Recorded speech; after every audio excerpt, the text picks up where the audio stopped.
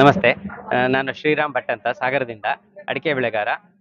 ಅದ್ರ ಜೊತೆಗೆ call centre ನಡೆಸ್ತಾ ಇದ್ದೆ. ಅದ್ರ ಜೊತೆಗೆ ಇವಾಗ ಹೀಟ್ ಪಂಪ್ ಟೆಕ್ನಾಲಜಿನ ಇಂಪೋರ್ಟ್ ಮಾಡಿಕೊಂಡು ಆ ಟೆಕ್ನಾಲಜಿನಲ್ಲಿ ಡ್ರೈಯರನ್ನು ಮ್ಯಾನುಫ್ಯಾಕ್ಚರ್ ಮಾಡಿಸಿ ಇಲ್ಲಿ ಸೇಲ್ಸು ಸರ್ವಿಸಸ್ಸು ಪ್ರೊವೈಡ್ ಮಾಡ್ತಾ ಇದ್ದೀನಿ. ಇದರದ್ದು ಏನು ಅಡ್ವಾಂಟೇಜ್ ಏನು ಅಂತಂದರೆ, ಇದು ಅಟ್ಮಾಸ್ಫಿಯರಿಂದ ಅಂದರೆ ಹೊರಗಡೆ ವಾತಾವರಣದಿಂದ ಹೀಟನ್ನು ಅಬ್ಸರ್ವ್ ಮಾಡಿಕೊಂಡು ಒಳಗಡೆ ಚೇಂಬರ್ ಒಳಗಡೆ ಹೀಟನ್ನು ಪಾಸ್ ಮಾಡುತ್ತೆ. ಅಲ್ಲಿ ಏರ್ ಇರೋದು ಗಾಳಿ ಇರುವಂತಹ ಚೇಂಬರ್ ಒಳಗಡೆ ಇರೋಂಥ ಗಾಳಿ ಬಿಸಿ ಆಗಿಬಿಟ್ಟು ಈ ಬಿಸಿನ ತಗೊಂಡು ಪದಾರ್ಥದ ಮೂಲಕ ಪಾಸ್ ಆಗುತ್ತೆ. ಪದಾರ್ಥದ ಮೂಲಕ ಪಾಸ್ ಆಗಬೇಕಾದ್ರೆ ಆ ಬಿಸಿ ಗಾಳಿ ಪದಾರ್ಥದಲ್ಲಿರುವಂಥ ತೇವಾಂಶನ ಹೀರ್ಕೊಳ್ಳುತ್ತೆ. ಆ ತೇವಾಂಶ ಭರಿತ ಗಾಳಿ ಏನಾಗುತ್ತೆ, ನೆಕ್ಸ್ಟ್ ಡಿಹ್ಯೂಮಿಡಿಫೈರ್ ಅಂತ ಒಂದಿದೆ ಎಕ್ವಿಪ್ಮೆಂಟು, ಅದ್ರ ಒಳಗಡೆ ಹೋಗುತ್ತೆ. ಅದು ನೀರಿನ ಅಂಶನ ಹೀರಿ ಆಚೆ ಹಾಕತ್ತೆ. ಅಲ್ಲಿ ಕೆಳಗಡೆ ನಿಮಗೆ ನೀರಿನ ಪೈಪ್ ಇದೆ. ಸೊ ಆ ಪೈಪ್ ಮೂಲಕ ಆಚೆ ಹಾಕತ್ತೆ. ಆಚೆ ಹಾಕ್ಬಿಟ್ಟು ಬರೀ ಮತ್ತೆ ಗಾಳಿನ ಹೀಟಿಂಗ್ ಸೈಡಿಗೆ ಕಳ್ಸುತ್ತೆ. ಇದು ಕಂಟಿನ್ಯೂಸ್ ಆಗಿ ರನ್ ಆಗ್ತಾ ಇರುತ್ತೆ. ಆಮೇಲೆ ಇದರಲ್ಲಿ ಅಡ್ವಾಂಟೇಜ್ ಏನು ಅಂತಂದರೆ, ಕಂಪ್ಲೀಟ್ಲಿ PLC ಕಂಟ್ರೋಲ್ಡ್, ಅಂದರೆ ನಾವು ಟಚ್ ಸ್ಕ್ರೀನ್ ಕಂಟ್ರೋಲ್ಡ್ ಇದು ಪ್ಯಾನೆಲ್ ಇರುತ್ತೆ.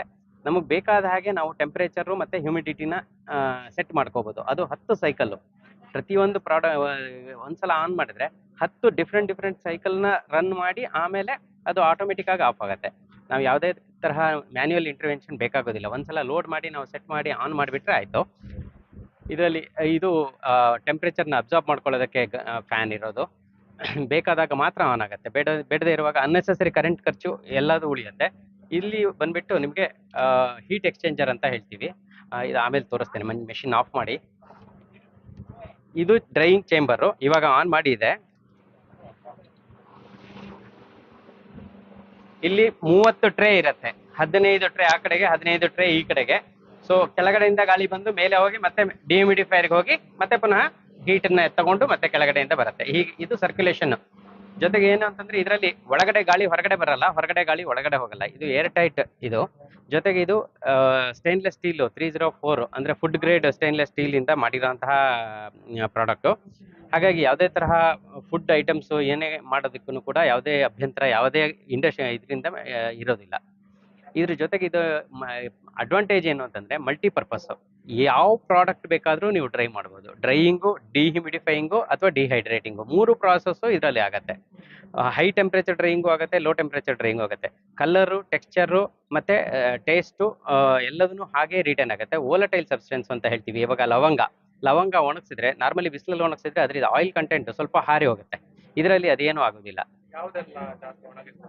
ಯಾವ್ದು ಬೇಕಾದ್ರೂ ಒಣಗಿಸ್ಬೋದು. ನಿಮಗೆ ಒಣಗಿಸೋ ಅವಶ್ಯಕತೆ ಇರೋಂಥದ್ದು ಎಲ್ಲದನ್ನು. ನೂಡಲ್ಸ್ ಒಣಗಿಸ್ಬೋದು, ಮೀನು ಒಣಗಿಸ್ಬೋದು, ಮಾಂಸ ಒಣಗಿಸ್ಬೋದು, ಟೊಬ್ಯಾಕೊ ಲೀವ್ಸ್ ಒಣಗಿಸ್ಬೋದು, ಸೊಪ್ಪು ತರಕಾರಿಗಳು, ಹಣ್ಣು ಎಲ್ಲದನ್ನು ಒಣಗಿಸ್ಬೋದು. ಅಡಿಕೆ, ಕಾಫಿ, ತೆಂಗು ಎಲ್ಲದನ್ನು ಕೂಡ ಈ ಥರ ಅಗ್ರಿಕಲ್ಚರ್ ಪ್ರಾಡಕ್ಟ್ಸ್ನ ಕೂಡ ಒಣಗಿಸ್ಬೋದು.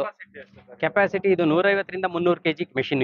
ಈ ಮೆಷಿನ್ನು ಅಪ್ ಟು 4 ಟನ್ ಅಂದರೆ 4,000 kg ಒಂದು ಬ್ಯಾಚಿಗೆ ಒಣಗಿಸೋ ಅಂಥ ಕೆಪಾಸಿಟಿಗೂ ಕೂಡ ಬಿಲ್ಡ್ ಮಾಡ್ಬೋದು. ಸೊ ಪ್ರೈಸ್ ಬಂದ್ಬಿಟ್ಟು ಇದು 9.5 ಲಕ್ಷದಿಂದ ಶುರುವಾಗುತ್ತೆ. ಬಟ್ ನಿಮಗೆ ಇನಿಷಿಯಲಿ ಕಾಸ್ಟ್ ಜಾಸ್ತಿ ಅಂತ ಅನಿಸಿದ್ರು ಕೂಡ ಇದರಲ್ಲಿ ಒಂದೇನು ಅಂತಂದರೆ, ಕಾಂಪ್ಯಾಕ್ಟ್ ನೇಚರು, ತುಂಬ ಕಾಂಪ್ಯಾಕ್ಟ್ ಆಗಿದೆ. 15 ವರ್ಷದವರೆಗೆ ಯಾವುದೇ ತರಹ ಸರ್ವಿಸ್ ರಿಕ್ವೈರ್ಮೆಂಟ್ ಬರೋದಿಲ್ಲ. ಬಂದರೂ ಕೂಡ ಫ್ಯಾನ್ ಏನಾದರೂ ಹೋದ್ರೂ ಕೂಡ ನಾರ್ಮಲ್ ಇಂಡಸ್ಟ್ರಿಯಲ್ ಎಕ್ಸಾಸ್ಟ್ ಫ್ಯಾನ್ ಅದನ್ನು 2,500-3 ಸಾವಿರದಲ್ಲಿ ಅದು ರೆಡಿ ಆಗಿಬಿಡುತ್ತೆ. ಸೊ ಅದು ಬಿಟ್ಟರೆ ಬೇರೆ ಇನ್ನೇನು ಖರ್ಚು ಬರಲ್ಲ. ಜೊತೆಗೆ ರನ್ನಿಂಗ್ ಕಾಸ್ಟ್ ತುಂಬ ಕಡಿಮೆ. ಇವಾಗ ನಾನು ಹೇಳಿದಾಗೆ ಇದು 3 ಕಿಲೋವ್ಯಾಟ್ ಮೆಷಿನ್ನು. ಇಷ್ಟು ದೊಡ್ಡದು 300 kgನ ಒಂದು ದಿನದಲ್ಲಿ ಒಣಗಿಸೋ ಅಂಥ ಮೆಷಿನ್ನು 3 ಕಿಲೋವ್ಯಾಟ್ ಪವರ್ ಸಪ್ಲೈ ಮಾತ್ರ ತಗೊಳುತ್ತೆ. 3 ಕಿಲೋವ್ಯಾಟ್ ಅಂತಂದರೆ ನಮಗೆ 2 ಐರನ್ ಬಾಕ್ಸ್ ಆನ್ ಮಾಡಿಟ್ಟಾಗೆ ಅಷ್ಟೇ. ಸೊ ಜೊತೆಗೆ ಇದು ಸಿಂಗಲ್ ಫೇಸು, ಅಂದರೆ ಮನೆಯದು ಕರೆಂಟೇನೆ, ಡೊಮೆಸ್ಟಿಕ್ಕು. ಮನೆಯಲ್ಲಿ ಏನು ನಾರ್ಮಲ್ ಕರೆಂಟ್ ಇರುತ್ತೆ ಅದೇ ಕರೆಂಟೇನೆ ಇದಕ್ಕೆ ಯೂಸ್ ಆಗುತ್ತೆ. ಸೊ ಹಾಗಾಗಿ ಇದು ನಿಮಗೆ ಓವರ್ ಈ ಪೀರಿಯಡ್ ಆಫ್ ಒಂದು 3 to 5 ಇಯರ್ಸಲ್ಲಿ ನೀವು ಎಲೆಕ್ಟ್ರಿಕಲ್ ಡ್ರೈಯರು ಅಥವಾ ಬೇರೆ ಯಾವುದೇ ತರಹ ಡ್ರೈಯರ್ಗೂ ಇದಕ್ಕೂ ಕಂಪೇರ್ ಮಾಡಿದ್ರೆ ನಿಮಗೆ ಕಾಸ್ಟಲ್ಲಿ ವರ್ಕೌಟ್ ಆಗಿಬಿಡತ್ತೆ. Thank you. ಇದ್ರ ಬಗ್ಗೆ ಹೆಚ್ಚಿನ ಮಾಹಿತಿ ಬೇಕು ಅಂತಂದರೆ ಕಾಂಟ್ಯಾಕ್ಟ್ ಮಾಡಿ 9036099348.